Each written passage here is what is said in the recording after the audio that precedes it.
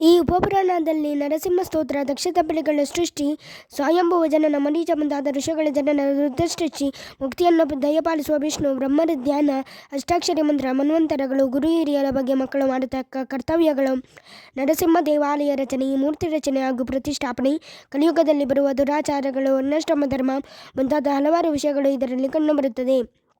ಕ್ರಿಸ್ತಶಕ 400ರಿಂದ ಕ್ರಿಸ್ತಶಕ 500 ಎಂದು ಇದರ ರಚನೆಯ ಕಾಲದ ಬಗ್ಗೆ ತಿಳಿಸುತ್ತಾರೆ.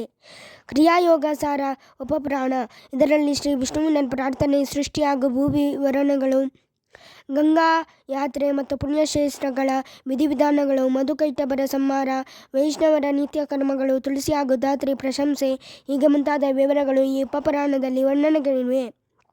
ಇದರ ಕಾಲವು ಕ್ರಿಸ್ತಶಕ 9ನೇ ಶತಮಾನದ ಅಂತ್ಯದಿಂದ 10ನೇ ಶತಮಾನದ ಆದಿಗಳ ನಡುವೆ ಎಂದು ವಿದ್ವಾಂಸರ ಅಭಿಪ್ರಾಯವಾಗಿದೆ. ಆದ್ಯುಪಪುರಾಣ. ಇವುಗಳಲ್ಲಿ ಎರಡಿವೆ. ವೈಷ್ಣವ ಪದ್ಧತಿಯ ಪ್ರಾಚೀನ ಆದ್ಯುಪಪುರಾಣವು ಇನ್ನೂ ದೊರಕಿಲ್ಲ. ಈ ಪ್ರಾಚೀನ ಕೃತಿಯಲ್ಲಿ 4 ವರ್ಣದವರ ಸಾಂಪ್ರದಾಯಿಕ ಸಂಪ್ರದಾಯಗಳು, ಜನನ, ಮರಣ, ದಾನ, ವೃತ ಇವುಗಳಿಗೆ ಸಂಬಂಧಿಸಿದ ಬೇರೆ ಬೇರೆ ಹಲವಾರು ವಿಚಾರಗಳಿದ್ದವೆಂದು ತಿಳಿದುಬರುತ್ತದೆ. ಎರಡನೆಯ ಆದ್ಯುಪಪುರಾಣವು ದೊರಕಲ್ಪಟ್ಟು ಮುದ್ರಣಗೊಂಡಿದೆ. ಶ್ರೀಕೃಷ್ಣನ ಚರಿತ್ರಾಕಥೆಯು ವಿಶಾಲವಾಗಿ ಕಂಡುಬರುತ್ತದೆ. ಈ ಉಪಪುರಾಣವು ಸುಮಾರು ಕ್ರಿಸ್ತಶಕ 700ರಲ್ಲಿ ರಚಿಸಲ್ಪಟ್ಟಿದೆ ಎಂದು ಹೇಳುತ್ತಾರೆ. ನಾರದೀಯ ಉಪಪುರಾಣ.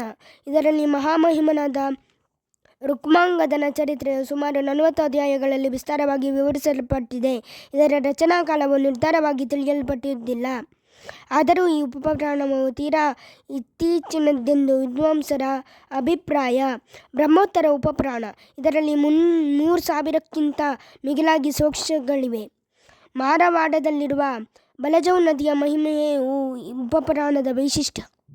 ಮಾರವಾಡವು ಗುಜರಾತ್, ರಾಜಸ್ಥಾನ, ಮಧ್ಯಪ್ರದೇಶಗಳ ನಡುವಿನ ಭಾಗ.